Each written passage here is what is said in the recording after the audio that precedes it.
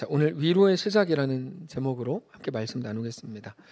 오늘 본문은 언제나 모든 성도들에게 위로와 힘을 주는 본문입니다. 우리가 낙심하는 이유는 눈에 보이는 것들 때문인데 우리가 낙심하지 않을 수 있는 이유는 하나님 때문이다라고 선언하시는 본문이기 때문입니다. 바울은 우리가 낙심하지 않을 수 있는 이유에 대해서 우리 겉사람은 낡아지지만 우리의 속사람은 날로 새로워지기 때문이다 이렇게 말합니다. 16절에 그러므로 우리가 낙심하지 아니하노니 우리의 겉사람은 낡아지나 우리의 속사람은 날로 새로워지도다.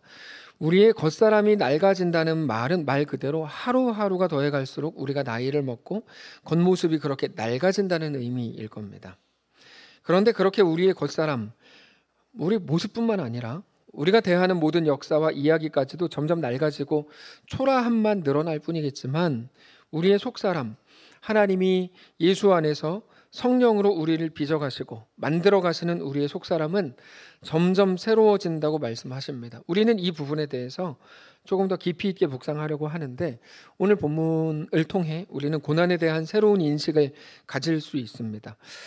우리가 성경적으로 잘 생각을 해보면 우리의 속사람이 점점 새로워지는 강력한 무기가 있는데 그건 우리의 겉사람의 낡아짐에 있다. 이렇게 말하는 게 16절입니다. 우리의 겉사람이 낡아지는 것 때문에 우리 속사람이 새로워진다. 이런 말입니다. 그러니까 우리가 고난을 잘 견디면 나중에 더 잘 견딘 자가 될 거야. 이런 말을 하는 게 아니고 성경은 그런 식으로 접근하지 않고 그건 일반론적인 접근인데 성경은 그렇게 말하지 않고 우리의 겉사람이 낡아졌기 때문에 그러니까 이걸 조금 바꾸면 우리의 겉사람이 낡아지지 않는다면 우리에게는 소망이 없는 거라고 얘기하는 것과 같은 겁니다. 우리의 겉사람이 낡아지는 것 때문에 우리 속사람은 날로 새로워진다고 말하는 것이니까요. 우리는 고난에 대해서 무조건 악한 것으로 규정하고 다 피해야 돼 이런 식으로 생각하고 심지어 어떤 사람들은 형벌이다 이렇게 생각합니다. 그러나 성경은 고난에 대해서 그렇게 말하지 않습니다. 오히려 고난은 우리 정신을 맑게 하고 우리에게 위로를 주고 그렇게 우리를 온전한 하나님의 백성으로 이끌어가는 매우 소중한 존재라고 소개합니다. 자, 당장 출애굽한 이스라엘 백성들이 가나안에 들어가기 전에 광야에서 40년 동안 지내야 했는데 그건 고난이었죠. 그 기간은 당연히 정탐꾼들의 불신앙적인 말에 속아서 하나님께 반역했기 때문에 시작된 기간이 맞습니다. 당연히 맞아요.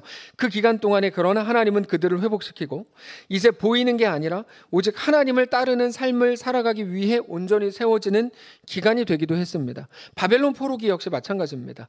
당연히 그들의 죄악으로 인해서 바벨론의 포로로 끌려간 게 맞습니다. 그러나 그 70년의 기간 동안에 이스라엘은 완전히 회복됐고 그래서 나중에 돌아와서 성전을 재건하고 단지 건물을 지었다는 의미가 아니고 그들이 성전을 재건했다는 말은 온전한 하나님의 백성, 하나님을 예배하는 하나님의 백성들로 세워졌다는 말입니다. 그러면 고난 없이 바벨론 70년 없이 처음부터 잘해도 되는 거 아니었습니까? 그게 더 좋은 거 아니었습니까? 라고 말할지 모르지만 그럴 수는 없습니다. 그런 식의 가정은 매우 어리석은 가정입니다. 우리는 고난 없는 영광을 더 바라죠. 낡아짐 없는 새로워짐을 바라지만 성경은 우리의 속사람이 날로 새로워질 수 있는 이유와 근거는 겉사람의 낡아짐 때문이라고 말씀하시는 중입니다. 그래서 그 16절을 다시 보시면 이렇게 되어 있어요. 이게 이제 국어이고 한글 그냥 푸는 건데 우리가 낙심하지 아니하노니 우리 겉사람은 낡아지지만 우리 속사람은 새로워진다. 그러면서 17절에 이렇게 말해요. 우리가 잠시 받는 환난에 경한 것이 지극히 크고 영원한 영광에 중한 것을 이룬다고 말합니다. 자, 뭐가 뭐를 이룬다고 말하죠?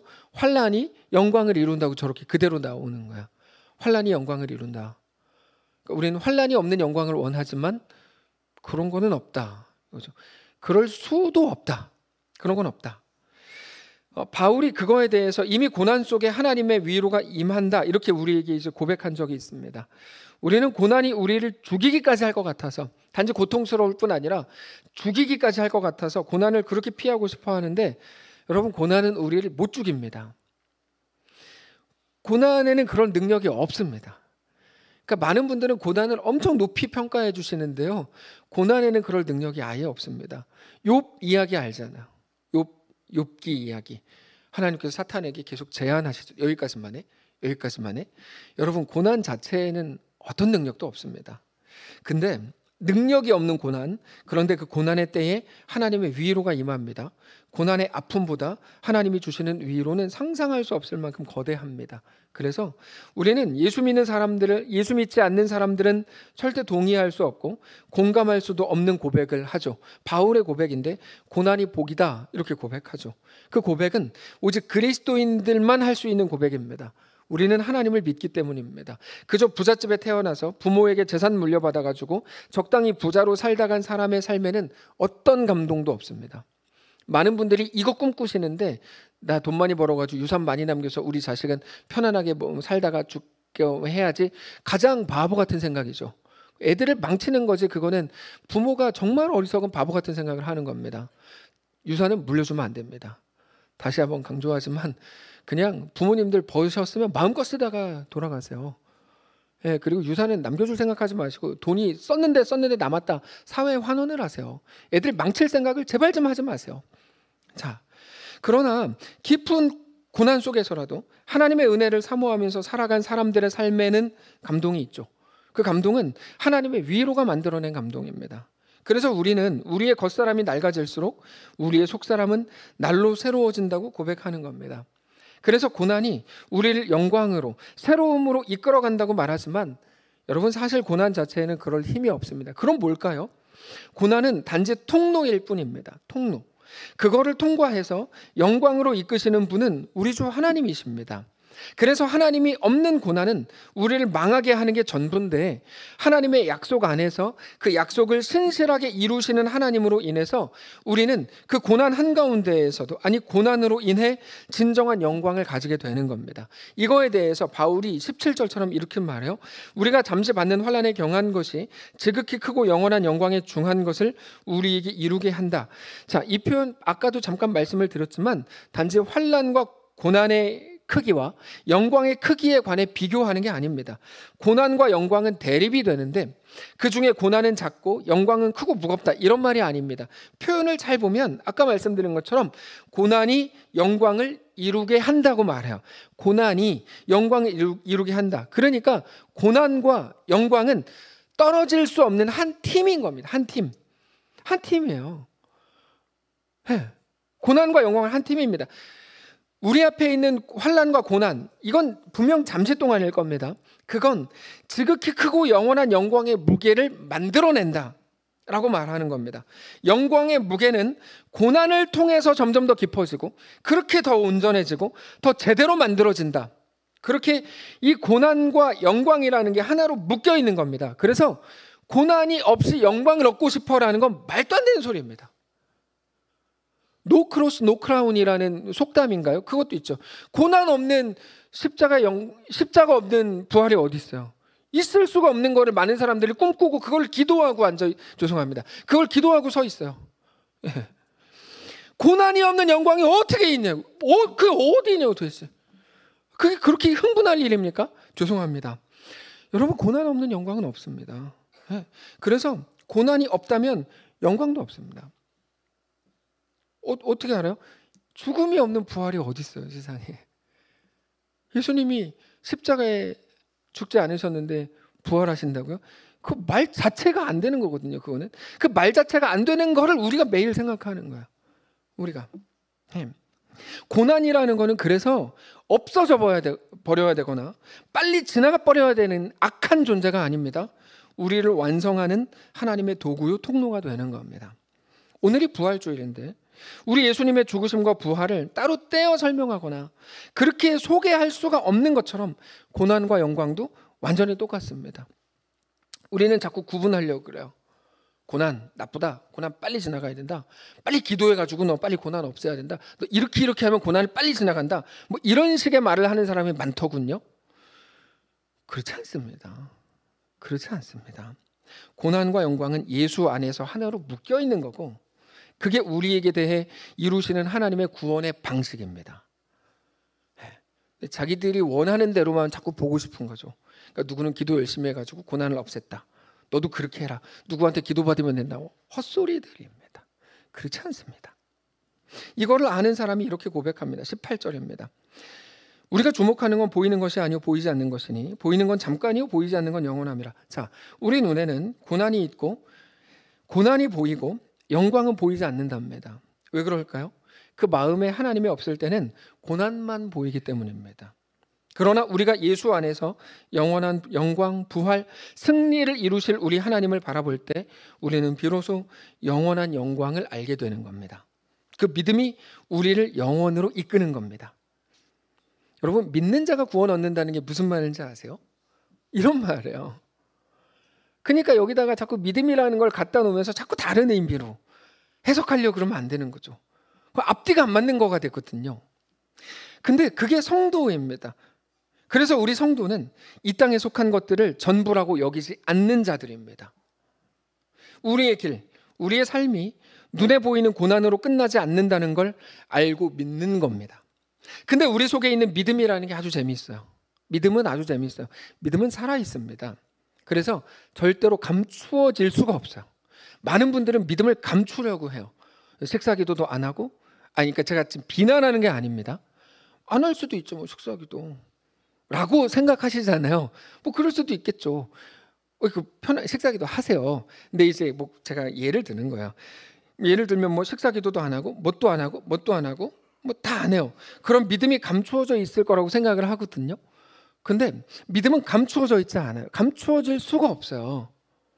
아무리 엄청난 어두움이라고 해도 빛을 감출 수 없는 것처럼 믿음은 어떻게 해서도 감추어지지 않아요. 왜 그런가 하면 믿음은 말과 결정과 선택으로 반드시 드러나기 때문입니다. 네. 그래서 믿음이라는 게 단지 누가 어떤 나쁜 짓을 했다 안 했다, 얼마나 도덕적이다, 얼마나 칭찬받을 만한 사람이다, 나이스한 사람이다, 여러분 이건 믿음과 관계가 없는 겁니다. 되게 뭐 제가 신사적으로 보이잖아요. 뭐 이렇게 꾸미고 왔으니까요. 근데 그러므로 제가 믿음이 있어 보인다면 완전 착각하시는 거예요. 이런 거랑은 상관없는 거거든요. 믿음은. 네. 제가 교통법규 가끔만 어깁니다. 근데 그러므로 거의 뭐 51%는 잘 지키니까 저 사람은 믿음 있는 사람이다. 그거는 아닌 거죠. 믿음이랑 그런 거랑은 상관이 없는 거예요. 그럼 믿음은 뭐냐? 사람은 믿는 대로 결정하고 선택하기 때문에 그가 하는 결정과 선택을 통해서 그 속에 있는 믿음이 무엇인지 정확하게 다 드러나게 돼 있습니다. 여러분, 이건 믿음은 속일 수가 없습니다. 어떤 결정을 오늘 했는가, 어떤 선택을 했는가가 그 사람 속에 있는 믿음을 다 반영하거든요.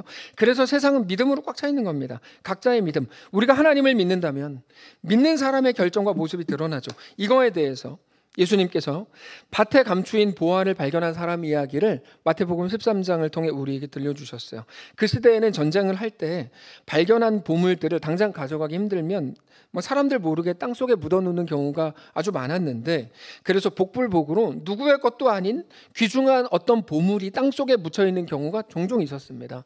주인도 모르는 거예요. 주인이 모르는지 목사님은 어떻게 알아요? 주인이 알면 그 팝니까? 안 팔죠.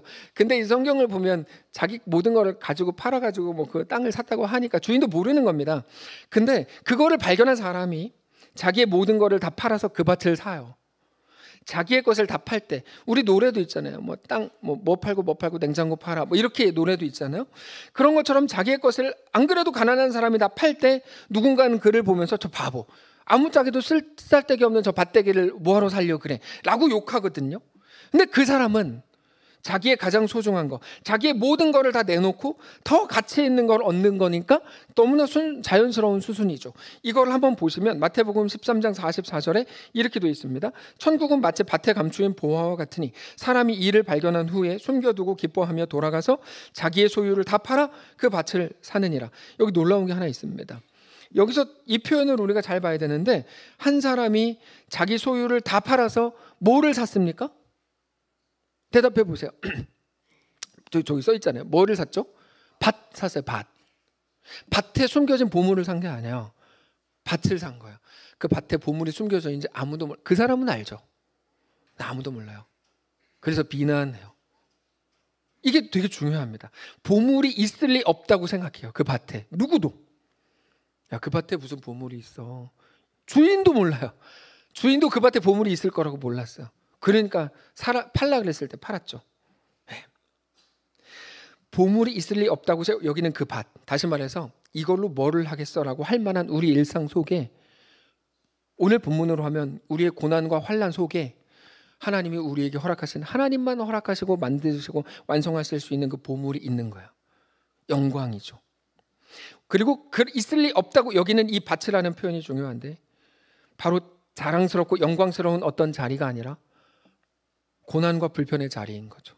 그래서 기독교 신앙에서 순교라고 할 때 사람들을 장렬하게 나는 뭐 공산당이 싫어요, 나는 예수를 믿을 거예요, 그리고 총 딱 맞고 죽을 거라고 생각하지만 그렇지 않습니다. 순교는 그런 게 아닙니다.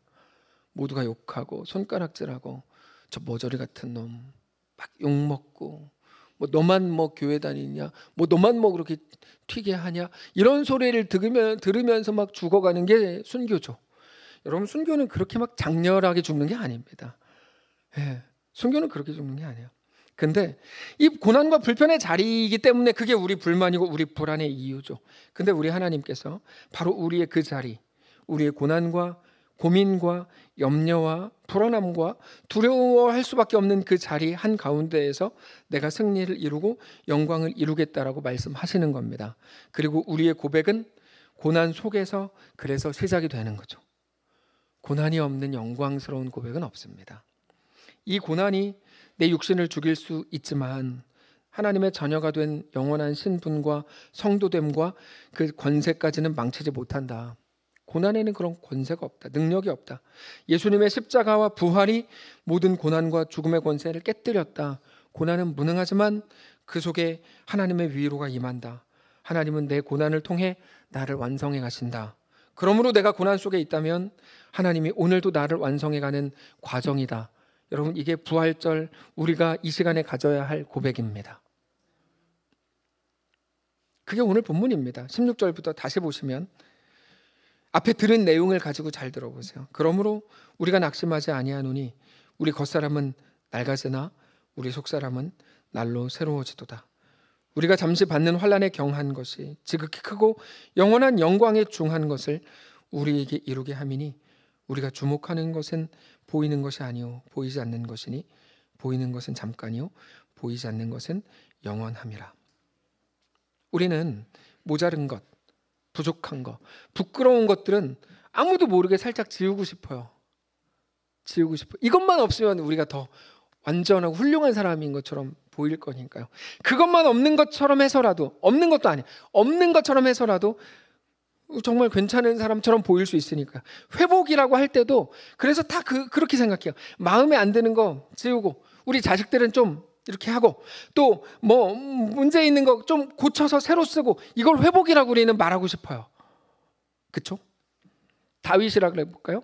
다윗 인생에서 가장 아쉬운 순간은 뭡니까? 밧세바를 범한 거 라고 생각하죠. 다윗이 밧세바만 범하지 않았다면 아쉽죠. 노아가 술 먹고 취하지만 않았다면, 아브라함이 사라를 누이라고 속이지만 않았다면, 막 이런 생각을 막 하는 겁니다, 우리가. 근데 여러분, 부활신앙으로는 그렇게 말할 수 없습니다. 부활신앙으로는 그렇게 말 못해요. 예수님으로 해볼까요? 예수님이 십자가만 안 졌다면, 이거 같은 말이거든요. 예수님이 십자가에서 죽지만 않았다면, 그거 흑역사인데, 그렇지만 않았다면 진짜 얼마나 좋았을까. 이게 말도 안 되는 소리잖아요. 이거를 우리는 막 하는 거예요. 네. 부활신앙으로는 그럼 어떻게 말하게 될까요? 예수님이 십자가를 지지 않았다면 우리에겐 소망이 없는 거죠.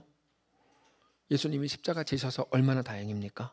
가 되는 거거든요. 다윗이 밧세바를 범하지 않았다면 그렇게 존귀한 다윗은 만들어질 수 없었습니다. 여러분, 인정을 하셔야 돼요. 노아와 아브라함의 흑역사가 없었다면 그들은 그렇게 영광스러운 선배가 될 수 없었습니다. 둘째 아들이 집을 안 나갔다면 아버지의 집을 생각하고 돌아올 수는 없었을 것이죠. 이해가 안 되시죠? 그러면 제가 이제 우리 갖고 있는 생각, 저렇게 하면은 교육이 되나? 이제 이거 약간 이제 이게 좀 이렇게, 그쵸? 그럼 뭐 막살내는 거야? 이렇게 막 생각이 되시죠? 저는 지금 하나님의 크기에 대해 말씀드리는 중이에요. 고난이 일을 했다. 아니, 고난이 영광을 만들었다고? 이런 질문이 떠오르시죠? 고난이 영광의 무게를 완성했다고? 네. 성경을 보십시오.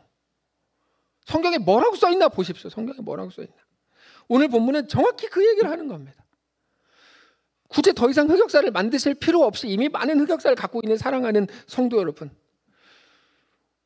우리가 이미 쓴 그 수많은 흑역사들을 통해 하나님은 우리 속에 영광을 만들어내실 겁니다.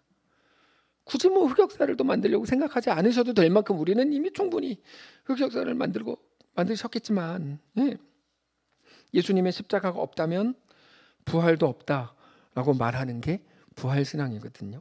그래서 우리가 습관적으로 가지는 욕망, 내 자신의 못남은 사라지고 이제 자랑스러움을 가지길 원하죠.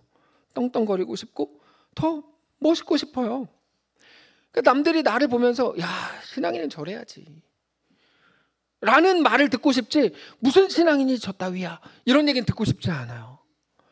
근데 우리가 듣는 말, 아니 지금 어떤 말을 듣고 계시는지 모르겠지만 우리의 속 사람이 다 이 표현이 이 표준어인지는 모르겠는데 속에 있는 게 다 드러나게 될 때, 비속어로 까발려질 때, 그러면 사람들은 우리를 다 손가락질 할 거야. 저게 목사라고? 이렇게 할 거예요. 분명히. 저게 집사라고? 저게 뭐 권사라고? 이렇게 하겠죠. 형평성에 어긋나니까 저게 장로라고? 막 이렇게 하겠죠. 사람들은 분명히 그렇게 할 거예요. 그러면 소망 없다고 말하겠죠. 근데 하나님은 그렇지 않다고 말해요. 여러분, 이 복음의 신비라는 게 정말 엄청난 겁니다. 우리는 나에게 있는 슬픔의 상황이 기쁨의 상황으로 바뀌면 하나님이 영광을 받으실 거라고 착각합니다. 왜 그렇지 않겠어요? 모두가 당연히 그걸 원하죠. 근데 성경은 그렇게 말하지 않습니다. 우리의 연약함과 못남과 부족함, 그리고 그것들이 만들어낸 우리의 모든 흑역사가 있고, 세상은 그래서 우리에게 그러므로 넌 끝났다고 하고, 그래서 그거 없어져야만, 바뀌어야만 그나마 가능성이 있을 거라고 얘기하는데, 여러분, 하나님의 말씀은 완전히 다릅니다. 뭐라고 말씀하실까요? 그것들이 일을 하게 할 거야 라고 말합니다. 둘째 아들이잖아요. 그가 집 나갔어요. 그래서 가난해지고 모든 걸 다 잃었습니다. 그때 비로소 아버지의 집을 떠올렸죠. 그가 집 나가지 않았다면 어떡할 뻔했어요? 쇼하면서 그럴듯한 아들이면 첫째 아들처럼 살겠죠. 첫째 아들처럼. 그러다 그렇게 죽겠죠. 근데 그 집 나간 것 때문에 그는 비로소 아버지의 집을 떠올리고 돌아와서 아버지의 진짜 아들로 자라나게 되는 거죠. 다윗이 떵떵거리고 밧세바 범하지 않았다면, 자기 잘난 줄 알고 살다가 죽는 게 무슨 거기에 영광이 있습니까? 다윗은 부끄러운 삶을 살았죠. 고개 들 수 없었죠. 여러분, 부끄러운 삶을 살아도 막 고개 떵떵거리고 들고 이러자는 게 아니에요. 부끄럽고 죽을 때까지 할 말 없는 인생을 살았죠. 뭐 어떻게 당연하죠. 부끄러운데. 그러나 그게 그를 가장 존귀하고 영광스럽게 만든 거죠. 그거를 하나님은 우리에게 있는 모든 흑역사와 연약함과 못남들을 없애서 자랑을 만드시는 게 아니고, 하나님은 그거를 두고 오히려 그걸로 인해서 자랑이 생겨나게 될 거라고 말씀하시는 겁니다. 이해가 안 되죠. 세상은 무엇을 해도 멸망밖에는, 무엇을 가지고도 죽음밖에는 만들어내지 못합니다. 근데 로마서 6장 23절에 죄의 삭슨 사망이라는 게 그런 의미입니다. 죄의 삭슨 사망이다. 무엇을 해도 멸망밖에 못 만들어내고, 무엇을 가지고도 죽음밖에 못 만들어내요. 죄의 값, 죄의 결과, 죄와 사망의 권세, 그 죄의 권세가 얼마나 강력한지, 내가 무엇을 만들어도, 어떤 대단한 이름을 가져도, 엄청난 칭찬과 존경을 받아도 결론은 사망입니다. 어떤 아이가 꼴찌하면 꼴찌한 것 때문에 망하고, 1등하면 1등한 것 때문에 교만해서 망합니다. 여러분, 이게 죄의 결과입니다. 그러나 하나님은 어떻습니까? 예수 안에서 우리에게 주어진 죄의 운명을 완전히 바꿔버리셨습니다. 예수로 바꿔버리셨어요. 이제는 1등이 아니라 심지어 꼴찌를 한 것도 우리를 망하게 하지 못한다고 말하는 거예요. 단지 망하게 할 수 없는 걸로 끝나는 게 아니라 그것으로부터 너희를 지켜줄게, 이런 게 아닙니다. 복음은. 그럼 뭡니까? 그가 꼴찌한 것 때문에 하나님 앞에 존귀하게 세워지고 영광스러워지고 명예로워지고 더 위대해지는 그런 삶을 이루어내겠다, 내가 약속한다 라고 말씀하시는 게 복음입니다. 그래서 신앙의 세계에서는 누구도 고개 들 수 있는 자가 없는 겁니다. 누구도 자기 것을 자랑할 수 있는 자가 한 명도 없습니다. 저는 엄청 많이 만났지만 스스로 자랑하는 사람들을, 사실은 자랑할 수 있는 사람이 한 명도 없어요. 누가 자랑해요? 누가 뭐를 자랑해요? 예수 그리스도가 그가 십자가에 못 박히신 것 외엔 자랑할 것이 없다고 사도 바울도 얘기하는데 누가 뭐를 자랑합니까? 그가 완전히 사업에 망했고 병들었고 죄 지은 게 걸렸고 그래서 부끄러운 일을 당했고 자식들도 온갖 못난 조건을 다 가졌는데 그것조차 여러분 그 사람을 죽음이나 영원한 멸망으로 이끌지 못할 뿐 아니라 거기서 멈추지 않고 오히려 그 못난 조건들이 누구에게도 알릴 수 없고 누구에게도 말하지 못하고 나조차도 생각만 하면 부끄러워서 고개를 들지 못하는 그 못난 조건들이 그 사람을 정말 위대하고 명예롭고 영광스럽게 만들더라는 겁니다. 그게 부활신앙입니다. 기독교 신앙 정말 웃기죠. 그래서 예수 안 믿는 사람들은 예수 안 믿는 거야. 그것 때문에. 그래서 부활신앙은 믿음이 아니면 절대로 이해조차 할 수 없는 신비입니다. 근데 하나님을 알면 맞아가 되죠. 우리 하나님 그런 분이지. 그래서 내가 구원을 얻었지. 하나님 이런 분이지. 고개가 끄덕여지죠. 그래서 우리 옛 과거를 생각하면서 그 일이 없었다면 어쩔 뻔했어 가 되는 거죠. 예전에 말씀드렸던 이야기인데 그 목사님이 계시고 어떤 한 집사님이 갑자기 막 급하게 전화 와가지고 우리 남편이 이제 3일밖에 못 산대요. 빨리 우리 남편 와서 기도해 주세요. 목사님이 그런 기도를 제일 싫어한다고 그랬잖아요. 왜냐하면 자기가 아무리 기도해도 병이 안 나니까 그 믿음이 있어요. 이제 나는 기도해도 병이 안 나. 믿음대로 되는 거죠. 딱 기도했는데 병이 안 날 거 뻔히 아니까. 근데 이제 집사님이 간절히 뭐 울면서 기도하시니까 갔어요. 간절히 기도했는데 아니나 다를까 3일 후에 남편이 돌아가셨어요. 역시 나는 은사야. 뭐 이렇게 생각하고 있는데 장례가 다 끝난 다음에 집사님한테 전화가 왔다 그러잖아요. 목사님 너무 감사합니다. 그때 오셔서 기도해 주셔서. 뭐가 감사해요? 내가 기도해서 난 것도 아닌데 목사님이 기도해 주셔가지고 예전에 우리 남편이 그렇게 예수 잘 믿다가 사업 좀 성공한다 그래가지고 막 잘 나오는 으로 막 그렇게 살다가 예수 없이 살았는데 마지막에 목사님 3일 전에 오셔서 기도해 주신 것 때문에 마지막 3일 예수 찾고 갔어요. 너무 감사한 거예요. 그게 그 아내분에게. 우리는 이해할 수 없는 일들이 너무 많거든요. 이해할 수 없는 일들이 많아요. 그러나 하나님께서는 우리에게 결국 이 고백을 만들어내실 거야. 그 일이 없었다면 어쩔 뻔했어. 우리는 늘 그 일만 지으면 좋겠다 이지만 하나님은 완전히 반대예요. 그게 다윗입니다. 다윗 인생에서 딱 하나 역사를 지을 수 있다면 밧세바 지우자고 하겠죠. 뭐 우리 같이 회의할 때 우리 성경에서 딱 하나 지읍시다. 밧세바 지읍시다. 그것 때문에 다윗은 이후에 할 말 없는 인생으로 초라하고 찌질하게 살다 죽었으니까. 근데 제가 확신하는데 만약에 우리가 밧세바 사건 지읍시다. 그러면 다윗은 무릎 꿇고 빌 겁니다. 그거 지우면 안 됩니다. 지우면 안 됩니다. 그것 때문에 다윗은 하나님의 은혜가 무엇인지 알게 됐고 그래서 더 영광스러워졌다는 말이 아니에요. 하나님 나라에서 영광스러워지고 존귀해졌죠. 세상에서는 더 볼품없는 인간이 됐거든요. 그러나 그것 때문에 나단 앞에 무릎 꿇게 됐고 내가 죄인입니다 고백하면서 진짜 하나님의 백성으로 세워진 거죠. 상상만으로도 너무 괴로운 일이죠. 잘 감추고 살았는데. 그러나 그게 다윗의 영광의 무게를 만들어준 겁니다. 그래서 그 일은 다윗에게 지우기를 원하는 게 아니라 그게 다윗에게 지워지면 안 되는 일인 겁니다. 근데 그게 오늘 우리의 고난입니다. 우리는 이거 지우고 싶은데요. 두고 보십시오. 하나님은 그 일 때문에 우리를 영광스럽게 세우시고 그 일을 가지고 우리를 가장 복되게 만드실 거라고 믿으실 수 있기를 바랍니다. 지금 생각하시는 그 일이요. 그 일이요. 우리가 예수님의 십자가와 부활을 생각할 때 계속 생각해야 하는 것이 바로 그겁니다. 하나님은 우리의 모든 못난 조건, 흑역사를 가지고도 가장 선하고 아름답고 완벽한 역사를, 그 생명을, 구원을 이루신다는 겁니다. 오직 예수 안에서. 놀랍죠? 예수님의 죽으심과 십자가가 부활을 만든 겁니다. 십자가와 죽음이 없었다면 부활도 없습니다. 그래서 예수님의 죽으심은 우리에게 유일한 자랑이 되는 겁니다. 못난 이들은 이 땅에 속한 것들을 자랑하겠지만 우리 자식이 서울대 갔잖아. 이번에 우리 남편이 사업하고 성공했잖아. 사기쳐서 성공한 건지도 모르고. 막 그렇게 막 자랑하지만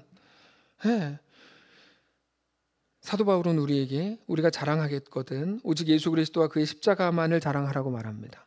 고린도전서 1장 31절 기록된 바 자랑하는 자는 주 안에서 자랑하라 함과 같게 하려 함이라. 고린도전서 2장 2절. 내가 너희 중에 예수 그리스도와 그가 십자가에 못 박히신 것 외에는 아무것도 알지 아니하기로 작정하였습니다. 갈라디아서 6장 14절. 다 바울의 고백입니다. 그러나 내게는 우리 주 예수 그리스도의 십자가 외에 결코 자랑할 것이 없으니 그리스도로 말미암아 세상이 나를 대하여 십자가에 못 박히고 내가 또한 세상을 대하여 그러하니라. 오직 예수 그리스도의 십자가와 죽으심을 자랑하는 이유는 예수님께서 그 길로 부활, 생명과 구원을 이루셨기 때문입니다. 십자가는 죽음인데 그 죽음을 자랑한답니다. 그게 우리 삶에도 동일하게 이어져서 우리가 예수로 인한 구원을 믿을 때 우리는 우리의 못남이 자랑이 되는 겁니다. 제가 고민 많이 했습니다. 무슨 고민 많이 했냐면 이렇게 설교하면 성도들이 더 늘어나나? 안 늘어납니다. 예수 믿으면 뭐 병이 낫습니다. 그럼 모이죠, 당연히. 금방 떠날 성도들이라도 모이죠, 당연히. 예수 믿으면 복 받습니다. 아니면 교회에서 뭐 금 한돈씩 매주, 그렇게 어려운 문제도 아닐 거예요. 금 한돈 해봤자 뭐 얼마, 30만 원 되나요? 40만 원이요? 최미자 권사님. 자, 근데 이러면 매주 금 한돈씩 준비해가지고, 만약에 쉬워요.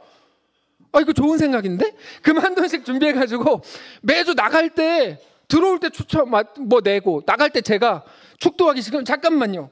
몇 번 그럼 받아간다고 생각해 보세요. 우리 교회 금방 500명 돼요. 너무 쉬운 생각 아니에요? 좋은데? 근데 여러분, 제가 고민을 안 했겠어요? 제가 IQ가 몇인데 고민을 안 해요. 고민 엄청 했죠.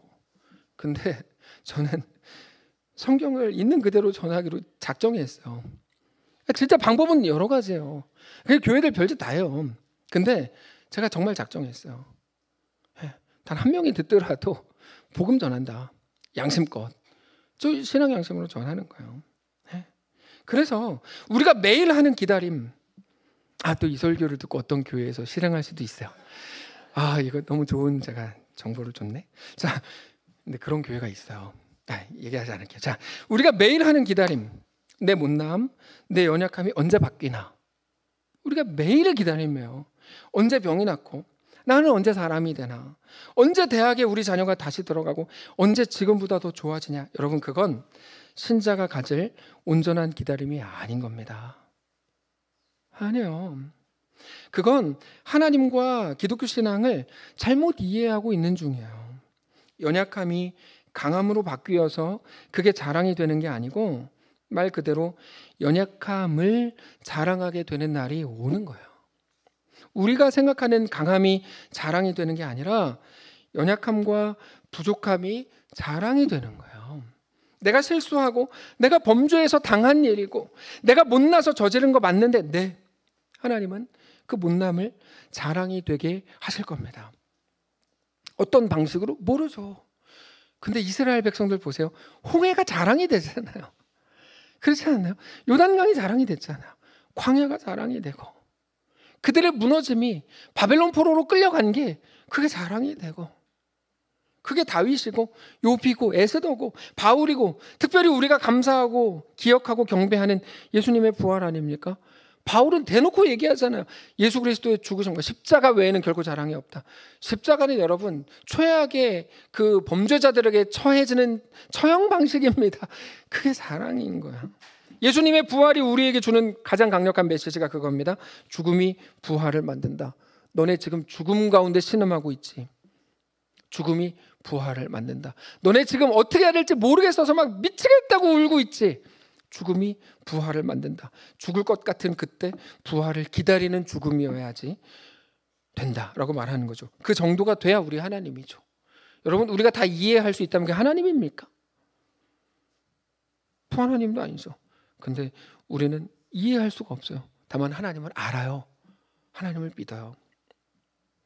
여러분, 예수님이 이 땅에 오셨다는 거를 믿어요? 저는 믿어요. 믿음이 아니고서는 고백할 수 없어요. 하나님이신 신이 어떻게 인간의 몸을 입고 와요?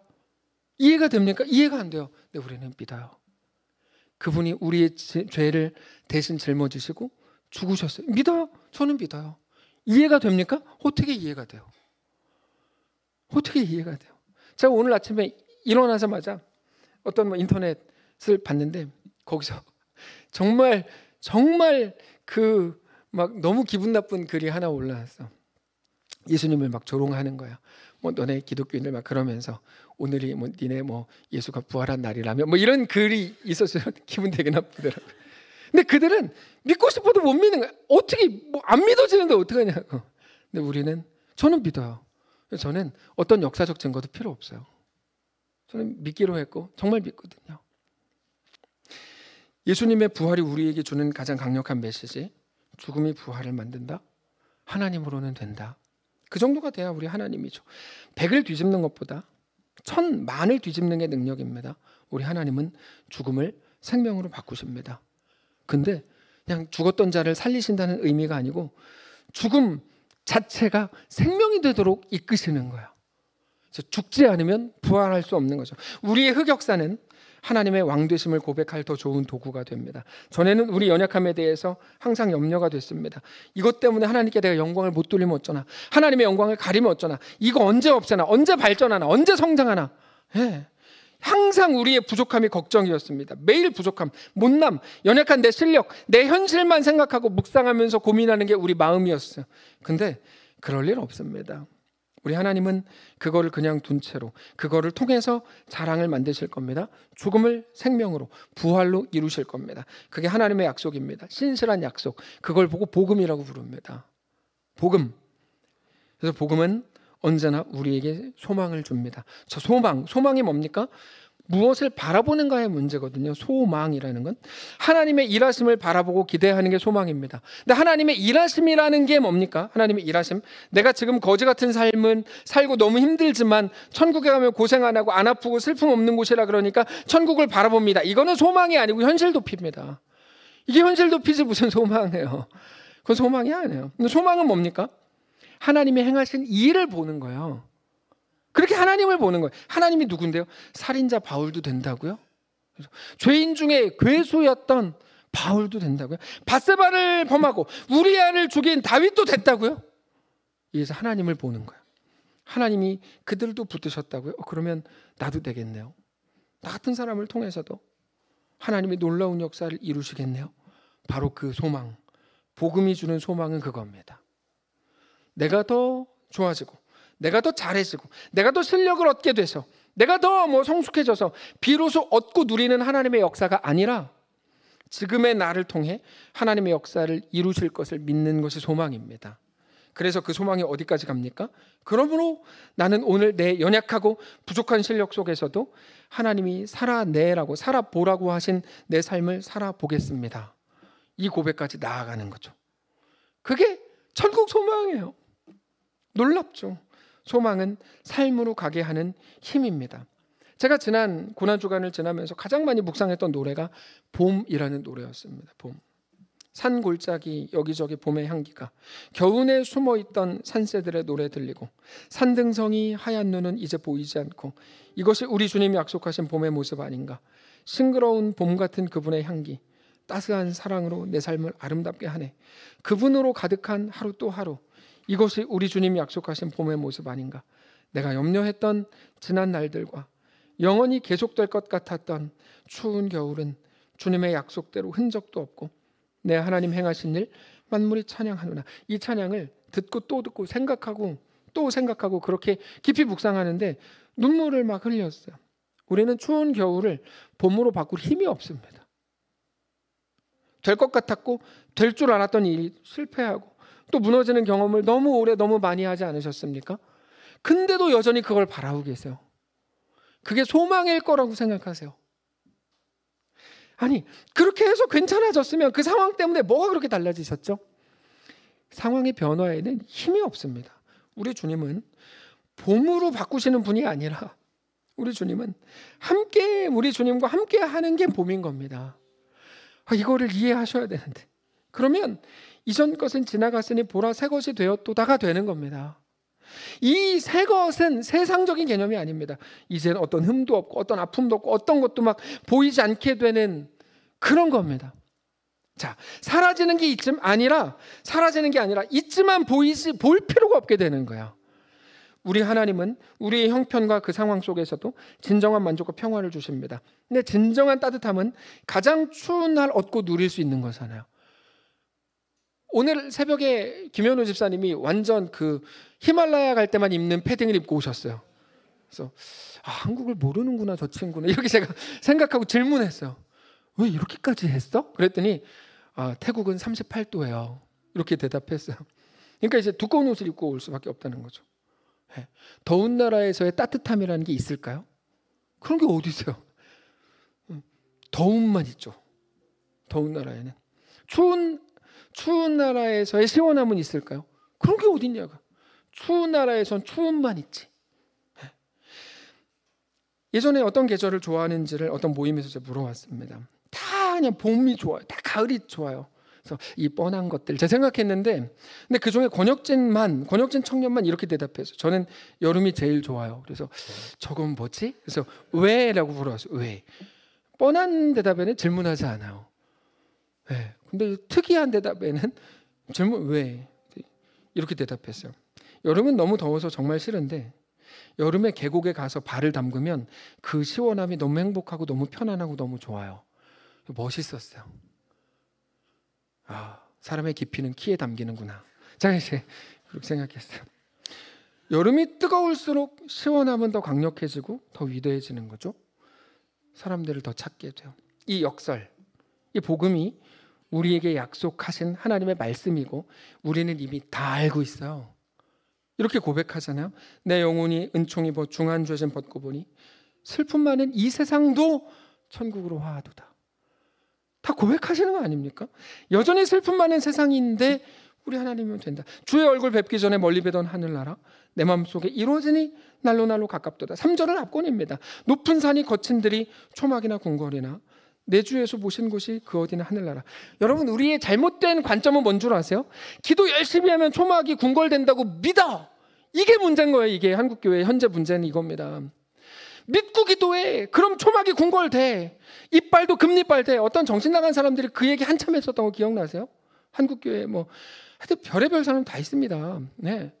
하여튼 이상한 소리를 막 해댔거든요. 근데 성경이 말하는 게 그런 거냐고. 아니잖아요. 기도 열심히 하면 초막이 궁궐로 바뀌어. 그럼 하늘나라 내가 아닙니다. 성경이 말하는 건 내 주에서 모시는 그것이 유일한 조건이다. 초막인지 궁궐인지 그거 아니다. 예수님이 있으면 초막이 궁궐로 바뀌는 거 아니다. 오직 내 주에서 모시는 것이 유일한 조건이다. 궁궐이어야 하나님 나라입니다라고 고백하지 않고 초막임에도 하나님 나라라고 고백한다면 그 정말 존귀한 거고 정말 놀라운 거다. 야, 너 잘했다. 너 정말 잘했다. 욥이 부자일 때 하나님은 나의 왕입니다라고 고백한 것과 모든 것을 잃었을 때 하나님은 나의 왕입니다라고 고백한 건 아예 그 수준과 영광 자체가 다른 거죠. 사랑하는 성도 여러분, 많이 추우십니까? 여전히 외롭고 힘겹고 만만치 않은 시간들을 지내고 계십니까? 오늘 부활하신 우리 예수님이 왕 되시는 이 복음이 무엇인지 온전히 알게 되시기를 부활하신 우리 주 예수님의 이름으로 축복합니다. 우리의 실력을 지금보다 더 좋게 해서 우리의 못난 상황을 막 바꿔가지고 자랑으로 만들 거라면 세상과 다를 게 뭡니까? 더 능력 있는 신에게 가서 절해. 그럼 너한테 더 좋은 거 줄 거야. 이게 누구든 하나님이든. 저는 죄송한데 이렇게 개인적인 말해서 자녀 이름을 하나라고 짓는 건 좀 전 너무 별로예요. 너무 이건 좀 너무 위험한 것 같아요. 은행에 가면 이 하나님 이렇게 할 거 아니에요. 이거 진짜 별로인 것 같아요. 이거 너무 심한 거 아닌가? 이런 생각이 들어요. 좀 적당히 해야지. 죄송합니다. 누구를 욕하는 건 아닙니다. 좀 적당히 해야지. 최 하나님 이러면은 이거는 좀 아닌 거 아닌가? 이런 생각이 들어요. 근데 여러분 생각해 보세요. 어려운 거를 못난 상황을 바꾸어서 자랑으로 만들 거라면 세상과 다르게 뭡니까? 힘과 권력으로 다스릴 건데 힘과 권력을 하나님이 주셔. 복음은 그런 게 아닙니다. 복음은 그런 게 아니에요. 그래서 예수 잘 믿으면 더 부자 돼. 여러분 그거는 복음이 아니에요. 하나님은 우리의 못남과 연약함을 그대로 두고 우리를 구원하세요.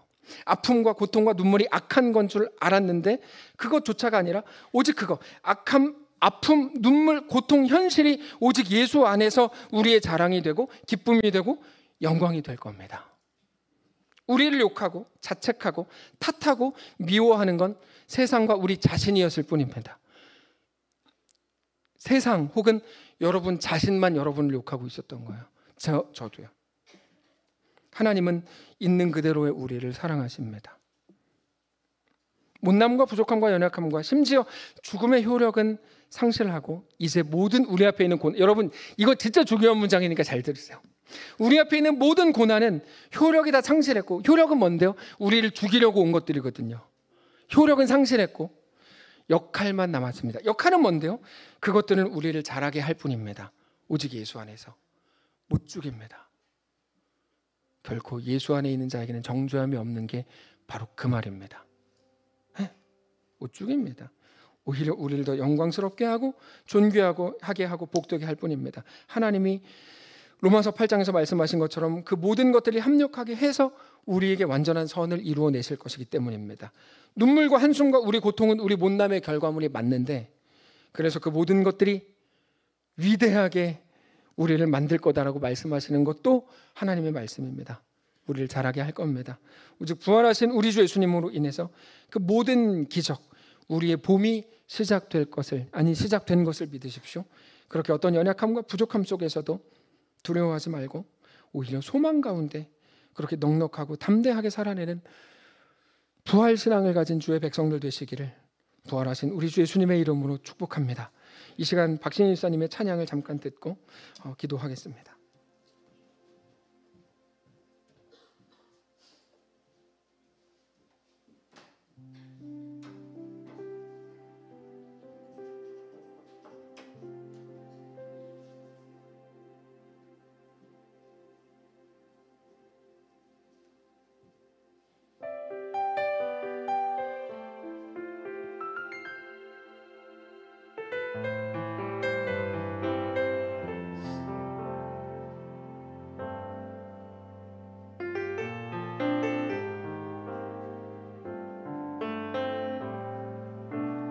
산골짜기 여기저기 봄의 향기가 겨울에 숨어있던 산새들의 노래 들리고 산등성이 하얀 눈은 이제 보이지 않고 이곳이 우리 주님 약속하신 봄의 모습 아닌가.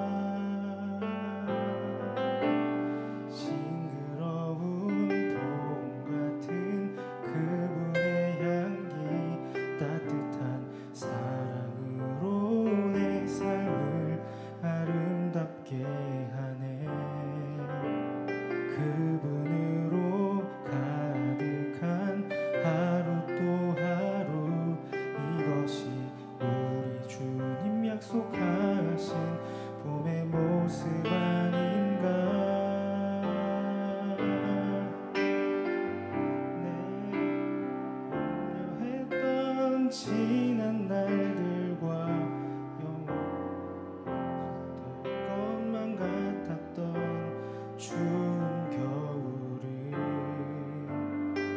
주님의 약속대로 흔적도 없고 내 하나님 행하신 일 만물이 찬양하는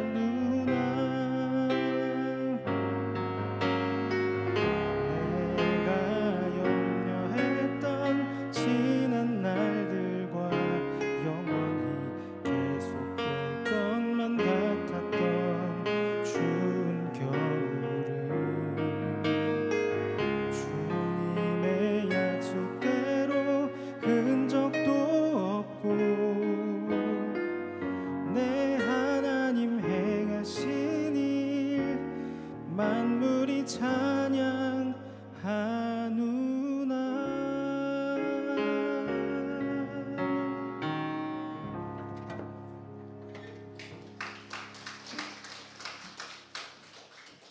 하나님, 우리 앞에 일어난 이 일이 영원할 것 같아서 우리는 무섭습니다. 계속될 것만 같고 계속 이럴 건데 그것 때문에 우리는 너무 두렵습니다. 많은 사람들 우리를 위로하죠. 괜찮아질 거야. 시간이 다 해결해줘. 그래도 여전히 우리는 두렵습니다. 그런데 우리가 이 시간 죽음의 권세를 깨뜨리고 부활하신 우리 주 예수님 앞에 정직히 서기를 원합니다. 우리에게 대해 어떤 말씀을 하시는지, 하나님의 우리에게 대한 약속은 무엇인지를 더 온전히 알기를 원합니다. 내가 만들어내는 나의 생각이 아니라 하나님의 말씀을 통해 계시하신 것이 무엇인지, 하나님의 약속은 무엇인지 온전히 듣기를 원합니다. 하나님, 우리와 함께 하셔서 그 믿음 가운데 온전히 거하게 하시고, 그래서 오늘 십자가 고난 한가운데 있을 때라도, 내 연약함 속에 있을 때라도, 아니 그 십자가 죽음의 한가운데 있는 그 현장 속에라도 예수 그리스도의 부활과 영원한 생명과 나에게 대한 하나님의 놀라운 은혜와 약속과 선언을 기억하면서 그 길을 넉넉히 우리 주님과 함께 걸어갈 수 있도록 역사하시옵소서.